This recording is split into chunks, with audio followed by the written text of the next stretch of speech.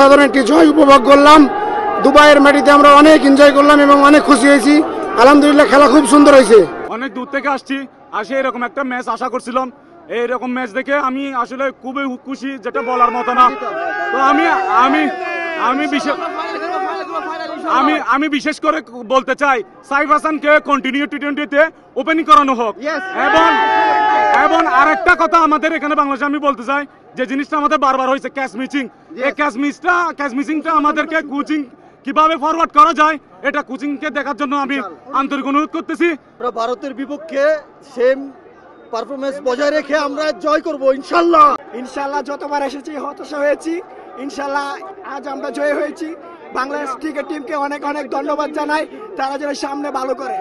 আমরা বাঙালিরা কষ্ট করে আমরা এই দেশে কাম করি, আমরা বাঙালি ইচ্ছে, এজন্য আমরা অনেক হ্যাপি। বাঙালিকে আমরা সমর্থন, বাঙালি ক্রিকেট প্লেয়ারদের। আমাদের প্রত্যাশা ইন্ডিয়া আর পাকিস্তান যে কোনো একটা দেশের সাথে জিতে বাংলাদেশ ফাইনালে যাবে।